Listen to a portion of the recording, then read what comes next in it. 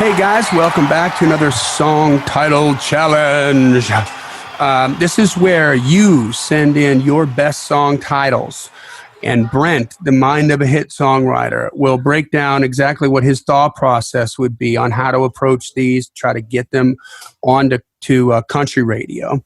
So, but you know what, even if you're in rock or if you're in pop, just the different perspectives on how he's going to approach it. I think it's a really great creative exercise, something that's been a big hit with us so far as downloads is concerned. People clearly like the song title challenge, and there's a reason. It is you get 100% of the song. This is not a co-write, so this is just free stuff for Brent, just throwing it out there, seeing what you think, and then go ahead and write it, and just invite us to the number one party. That's the way that it works. You got to invite us to the number one party.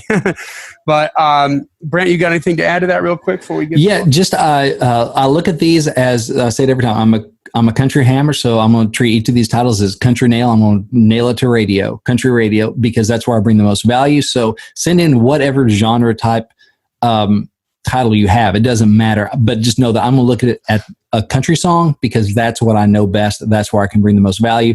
And of course, it's yours. You do whatever you want with it, but hopefully it'll spark some ideas. There you go. By the way, if you have a song title, please send it into info@daredevilproduction.com. Once again, production is singular. There is no S. That's info@daredevilproduction.com. In all capital letters, put song title challenge in the subject line so we can put that into the right folder and get it under consideration. For those of you that have sent it in and didn't put that in the title, I might have missed it. So resubmit and let's do it that way. So what happens here, by the way, we pop the title to Brent live on the air, so he hasn't had any time to think about this, and we just sort of spur the moment. He starts riffing on it and seeing what he can get. So, Are you ready, sir? Not at all. Go ahead. Okay, perfect. This is from Mr. Marvin Adcock. Marvin. From Cottonwood Falls, Kansas. And Martin sends in this, and I thought this was interesting because it's something that my dad told me all the time when I was growing up.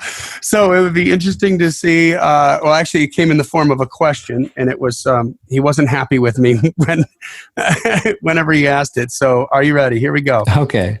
Raised in a barn. Raised in a barn. Okay. It's like you didn't keep the door closed, right? Yeah, whenever I didn't care. What were you, raised in a barn? You know, dead of summer, 95 degrees and 100% humidity in Wisconsin, and I get the door wide open and the house is air conditioned. He's like... Yeah, exactly. Marvin's a good writer. He's one of our members over at Freddie.com. And he posts songs there, and I'm always happy to see one of Marvin's songs on there. He's solid, man. He knows what he's doing. So hopefully, Marvin, thank you for submitting the title, and hopefully I can bring a little bit of value to it on the front end. But I know you don't need much help, right? You're good on your own. But let's see what I can do here. So raised in a barn. I've heard that. I think in Arkansas, growing up more, what I heard was where you're born in a barn. You're born in a barn? Does that mean Jesus Christ? Well, that's funny because I want to write a song called "Born in a Barn." You know, here's the joke I made up. Word for a manger. The joke I made up when I was like, I don't know, 8 years old or something. I always had in my back pocket, like, you know, when Jesus, when he, you know, came back to life and he rolled the stone away from the tomb, and they looked at the door to the tomb. The tomb was still open. You know why the door is open? Why? He's born in a barn. Thank you. That's been sitting on that joke since I was a little kid. Made it up. It's my first joke I ever made up, and it needs work. It needs work, but there's something there. Anyway, so Marvin, that might actually be a title. That might be an actual, you know, a song you could write, like maybe "Born in a Barn." You know, and I don't know if you can do that. If you can get away with that, it may be sacrilegious. A little delicious, but a little sacrilegious. I don't know about, you know, he left the tomb open. He was born in a barn. So you could go that direction. You know, he left the door, the stone, left the door of the tomb open. Why? He was born in a barn. All right. So raised in a barn, I imagine is the same kind of thing. You leave the door open. So, I don't know. Definitely up tempo on this, I think, to make it work. Right. Yeah, I would imagine so. Yeah. Cause I'm thinking, okay, you left the door open, raised in a barn. Okay, so I'm just spitballing here. This is what I do with these. So one thing could be like, hey, girl, you know, a country come back to me song, right? So you left me, but girl, I was raised in a barn. I'll leave the door open for you. You always come back to me, girl. Ooh, that's how country boys roll. Right? Oh, a little different. I didn't see that coming, did you? No, I didn't see that one. So that could be a thing, right? So it's it's just a different take on the "Girl Come Back to Me" song. Every light in the house is on. Trace Atkins, that kind of thing. Mm-hmm. You're always welcome to come back, honey. I was raised in a barn. I'll leave the door open for you. Door's still open. Or it could be, a female song where one of those kind of attitude things where she's getting on with the guy, leaving the door open. He was, leaving mud across the floor, that kind of thing. It's just kind of a little male bashing song. So toilet seat up, you raised in a barn because you act like an animal. It's not very interesting to me as an idea, just because you're like, okay, you just male bashing, you just listen to things he's done wrong. You got to find a way to really make it cool, make the singer likable and not just a male basher.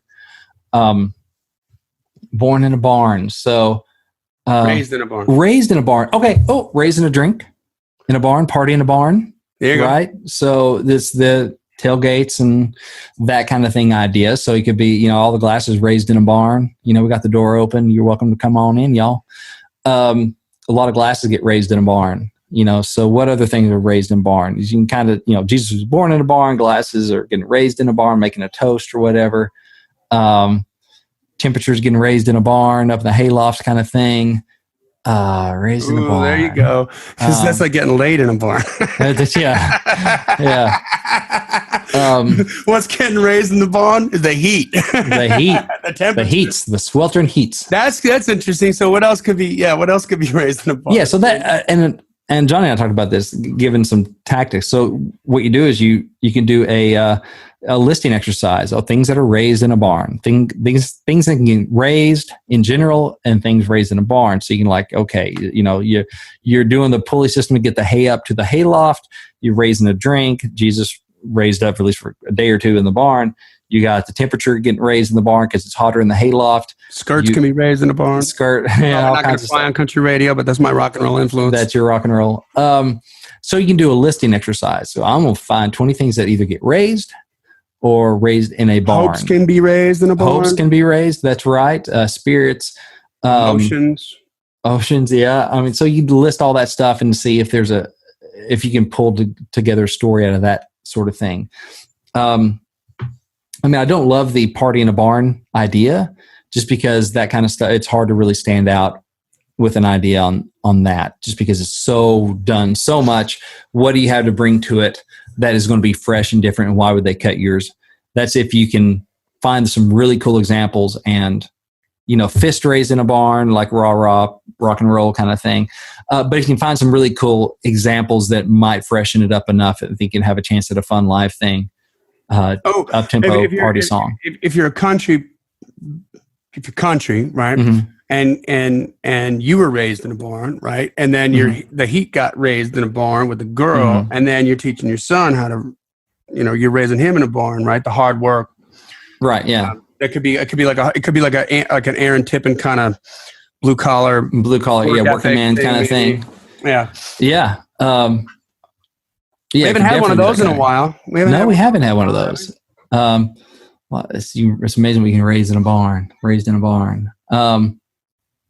If you're playing off that thing, like, I may leave the door open every now and again, that kind of stuff. I may, have some of these typical guy, I may track mud across the floor every now and again. Yeah. You know what? Yeah, I was raised in a barn.